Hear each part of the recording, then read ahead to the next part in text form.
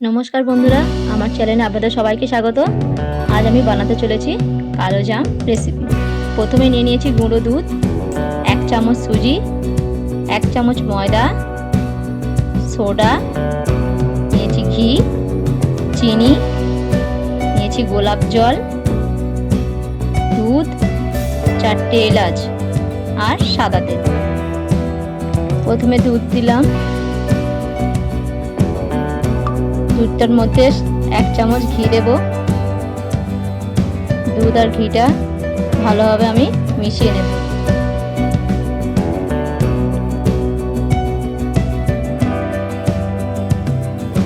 মেশানো হয়ে গেলে ওর মধ্যে দিয়ে দেব সুজি, দিয়ে দেব ময়দা, তারপর দিয়ে দেব সোডাটা। ভালোভাবে মিশিয়ে নেব। তারপর দিয়ে দেব 1 চামচ গোলাপ জল।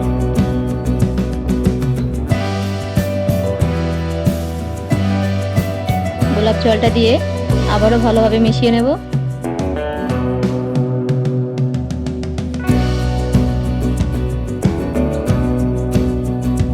তারপর দুধ দিয়ে ডোটা মেখে নেব।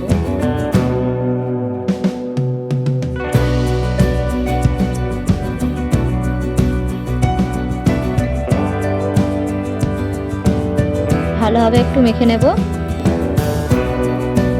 এরকম হাতে একটু একটু যেন লেগে যাবে, এরকমই থাকবে।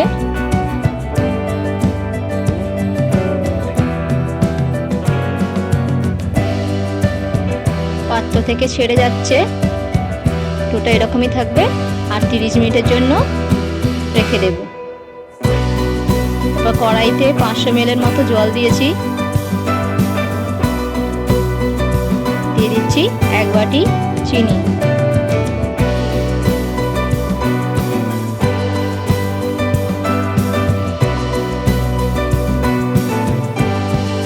তারপর দিয়ে দেব এলাচটা। চিনি আর জলের মিশ্রণটা ভালোভাবে ফুটিয়ে নেব। সামান্য যখন একটু চিটচিটে ভাব এসে যাবে, খুব বেশি ঘন বা পাতলা করব না, হালকা চিটচিটে হলেই হবে। তো শিরাটা আমার তৈরি হয়ে গেছে।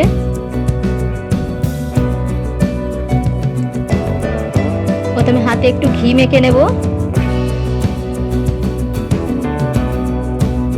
ছোট ছোট একটু একটু লেচি কেটে গোল করে নেব। আপনারা চাইলে এটা লম্বা শেপও দিতে পারেন। আমি গোল শেপ দিয়েছি, আর আমি একটু ছোট সাইজ করব। এই রেসিপিটা ঘরে থাকা সমস্ত উপকরণ দিয়েই খুব সহজেই বানানো যায়। মিষ্টিগুলো পুরো গোল গোল শেপ দেব, ফেটে গেলে মিষ্টিটা ভালো হবে না। তো কড়াইয়ে সাদা তেল দিয়ে দিয়েছি।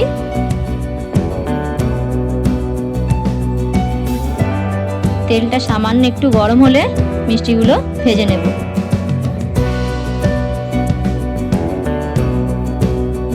আমি অল্প অল্প করে দিয়ে কড়াটা ধরে নাড়িয়ে নাড়িয়ে এইভাবে প্রথমে একটু ভাজবো, তারপর খুন্তি দিয়ে নাড়ব। যেহেতু এটা আমি কালো জাম করছি, আমি একটু কড়া করে ভেজে নেব। মিষ্টিগুলো কিন্তু আমার কোথাও ফাটেনি। মিষ্টিগুলো তুলে আমি ডাইরেক্ট শিরার মধ্যে দিয়ে দেব, আর 2-3 ঘন্টার মতো রেখে দেব। বাকি মিষ্টিগুলো আমি এভাবে ভেজে নেব। এই রেসিপিটা যদি আপনাদের ভালো লাগে, লাইক, কমেন্ট, শেয়ার করবেন এবং চ্যানেলটিকে সাবস্ক্রাইব করতে ভুলবেন না। ধন্যবাদ।